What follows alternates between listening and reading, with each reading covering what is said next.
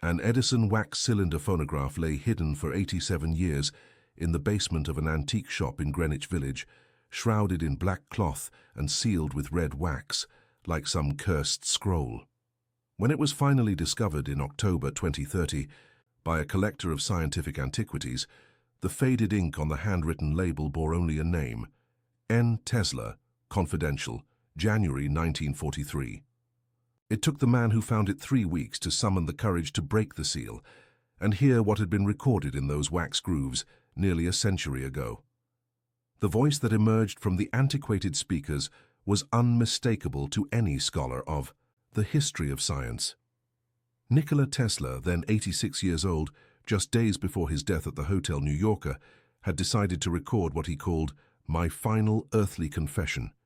The recording lasted exactly 2 hours and 17 minutes and contained revelations that explained not only the mysteries behind his most revolutionary inventions, but also the supernatural source of his knowledge and the experience that forever transformed his understanding of the nature of reality. Tesla began the recording with a weak but determined voice, as if fulfilling a promise made decades ago. He spoke of the final months of his life, when the signs began to intensify. They were no longer just the luminous visions that had accompanied him since his youth, nor the whispering voices that brought him mathematical formulas during his sleep. Now something far deeper and more disturbing was happening. The boundaries between worlds were dissolving around him, and he could perceive presences that did not belong to the physical plane.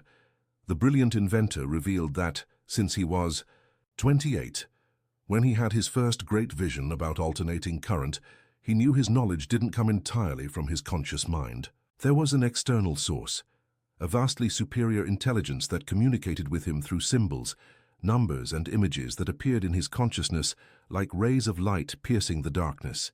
For decades, he had tried to rationalize these experiences, attributing them to his exceptional ability for mental visualization or to unconscious processes of his brain. But in his final years, as death approached like an inevitable shadow, Tesla could no longer deny the truth. He had made contact with entities from other dimensions. The recording continued with Tesla describing how these interdimensional communications intensified during his most advanced experiments with electricity. When he worked in his Colorado Springs laboratory at the end of the 19th century, conducting experiments with wireless power transmission, he began to realize he was manipulating forces that transcended known physical laws. The electrical discharges he produced were not merely electromagnetic phenomena, they were temporary portals connecting different planes of existence. It was through these dimensional openings that the entities manifested, offering knowledge in exchange for something Tesla took decades to fully understand. The inventor described a specific night in 1899 when he was alone in his laboratory during a particularly intense electrical storm. He had synchronized his apparatus with natural lightning, amplifying atmospheric energy through his giant coils. Suddenly, the air around him began to vibrate at a frequency he had never experienced before. The lights in the lab flickered and then went out completely, but the environment didn't become dark. A blue-violet luminosity began to emanate from all the metallic equipment, creating a supernatural atmosphere that made Tesla's hair stand on end. Not just from static electricity, but from a primitive feeling of sacred terror.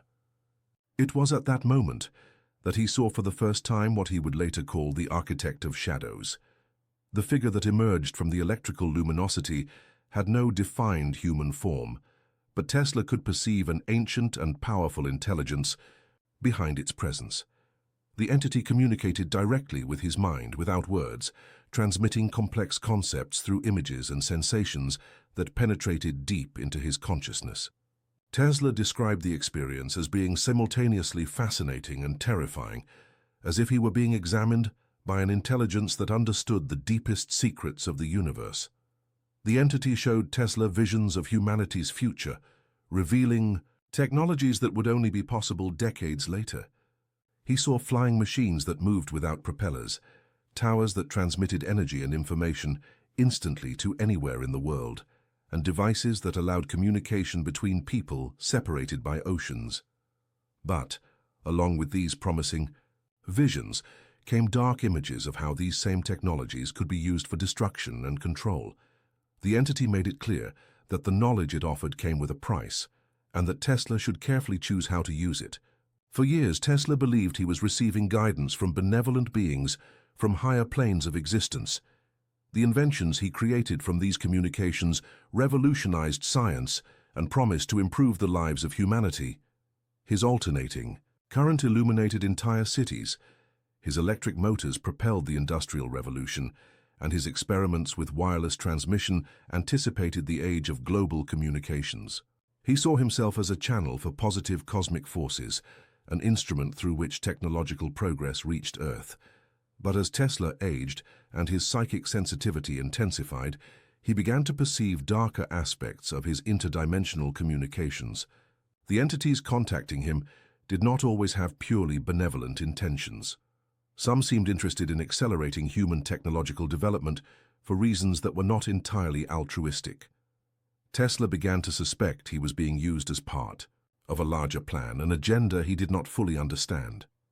The most disturbing revelation came in 1931 during his final experiments with energy transmission through the ionosphere. Tesla had developed a device that could focus and direct enormous amounts of electrical energy with surgical precision. The machine, theoretically, could provide clean, free energy to the entire planet, but he discovered it could also be used as a devastating weapon, capable of destroying entire cities thousands of miles away. It was when he attempted to permanently disable the device that he had his most direct and terrifying encounter with the entity he called the Architect of Shadows. He described how, on the night he decided to destroy his most dangerous designs, the temperature in his laboratory plummeted, their breaths became visible as vapor, and a malevolent presence filled the room. The entity manifested with an intensity it had never displayed before, no longer as a faint luminescence, but as a shadowy form that absorbed the light around it. He recounted that the presence was simultaneously fascinating and repulsive, as if it were the personification of all the unchecked ambition and thirst for power that existed in the human heart. The entity addressed him with a voice that echoed directly in his mind, a voice that carried echoes of every temptation humanity had ever faced. It revealed its true nature, not a benevolent being from higher planes, but an ancient intelligence that fed on the chaos and destruction that advanced technologies could cause when misused. He then understood that he had been manipulated for decades, that his inventive genius had been steered to create tools that could accelerate both the progress and the destruction of humanity. The entity offered him a final pact. In exchange, for his soul, it would give him the knowledge to create technologies that would make him the most powerful man in history. He could control not only electrical energy, but the very life force that animated all living beings. He would have the power to cure any disease, to prolong life indefinitely, and to communicate directly with the dead. But he, even in his old age and frailty, found the strength to refuse. He understood that accepting would mean not only condemning his own soul, but handing humanity tools of destruction that could end civilization. His refusal unleashed the entity's fury. He described how supernatural winds swept through his laboratory, destroying equipment and scattering papers containing decades of research. Electrical lights exploded, creating cascades of sparks that danced in the air like luminous serpents. But amidst the chaos, he experienced something that completely transformed his understanding of the nature of reality and the purpose of his existence. A golden light began to shine in his chest, radiating a profound peace that contrasted sharply with the supernatural violence around him. He understood that this light was his true essence, his immortal soul that no external force could corrupt or destroy. He realized that all his inventions, even those influenced by shadowy entities, had been filtered through his consciousness and modified by his genuine intention to help humanity. Good and evil did not reside in the technologies themselves, but in the consciousness of those who used them. In this moment of enlightenment, he saw his entire life from a new perspective. He understood that he had been chosen not only as a conduit for advanced knowledge, but as a guardian who should decide which information should be revealed to humanity, and which should remain hidden until the collective consciousness was ready to use it responsibly. His refusals to disclose certain inventions, his decisions to destroy dangerous projects, and his increasing seclusion in his later years were not signs of failure or madness, but manifestations of a profound wisdom that transcended purely intellectual knowledge. They were preparing him for the impending transition, explaining that death was like waking from a very vivid dream to discover an even richer and more complex reality. The inventor described how his perception of time had dramatically altered. Moments lasted for eons, while hours flew by like seconds.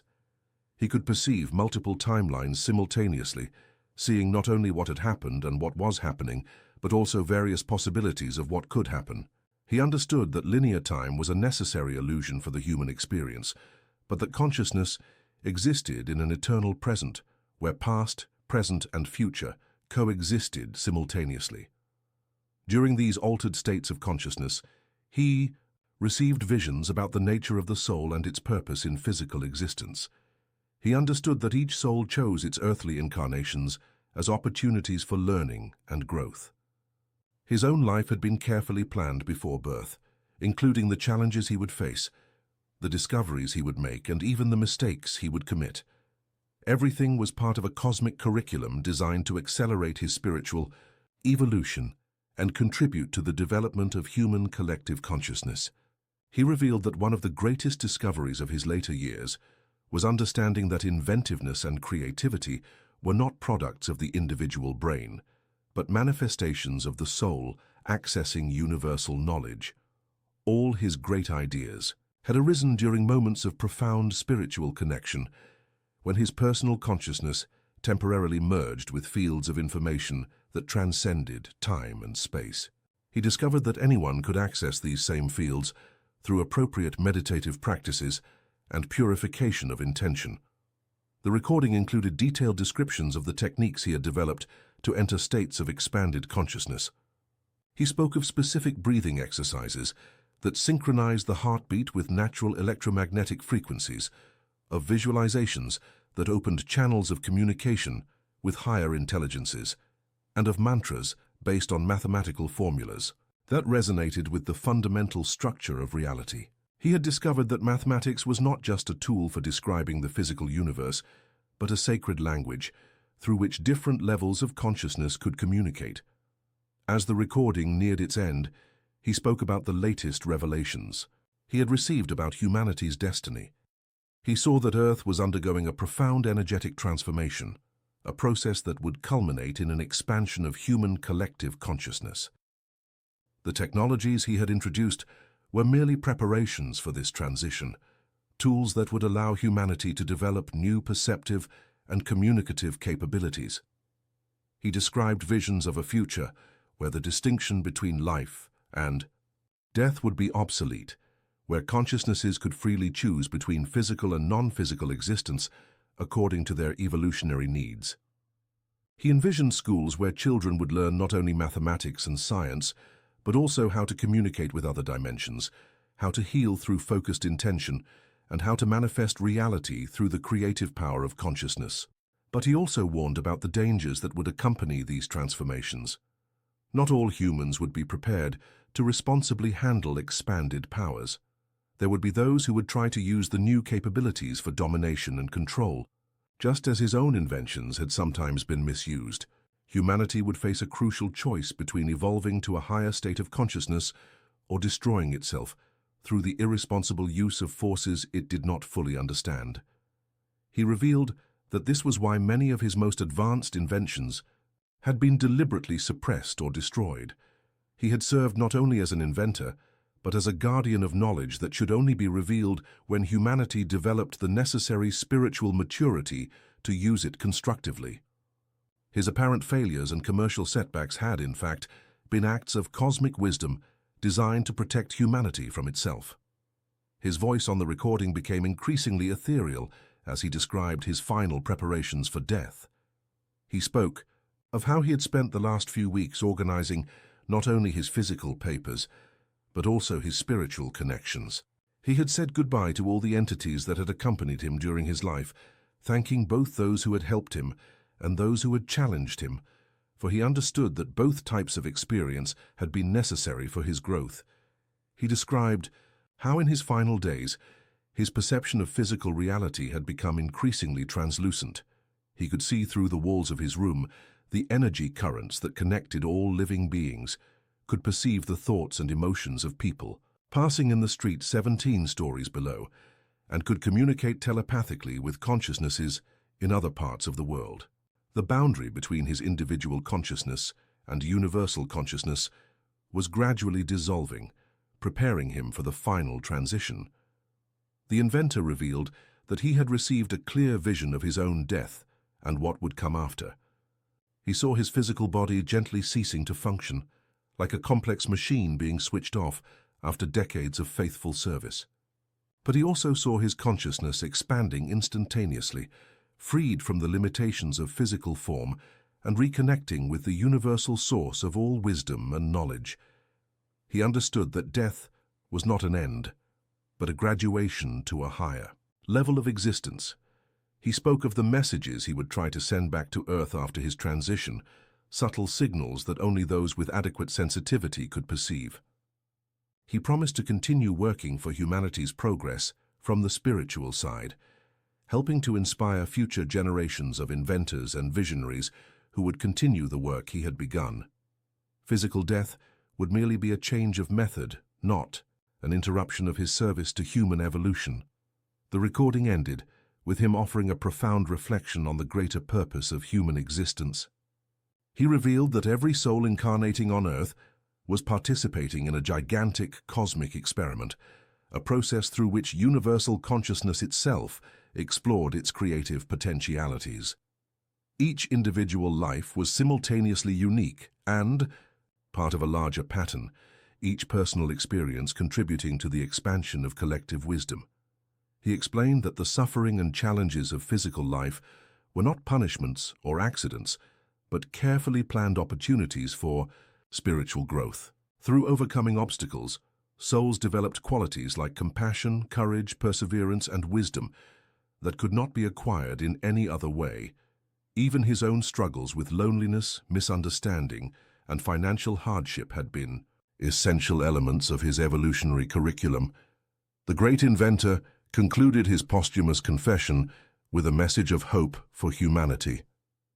He asserted that, despite the challenges and dangers that lay ahead, the ultimate destiny of human consciousness was magnificent beyond current imagination. Humanity was destined to become a cosmic species, capable of traveling not only through physical space but through multiple dimensions of reality. The current limitations of human experience were temporary, stepping stones on an infinite ladder of evolution. He revealed that the entire universe was a cosmic school where different forms of consciousness learned and grew through experience. Earth was just one of the classrooms available, and humanity would eventually graduate to more advanced levels of existence. But this progression depended on the collective ability to transcend the selfishness and fear that still dominated much of the human experience.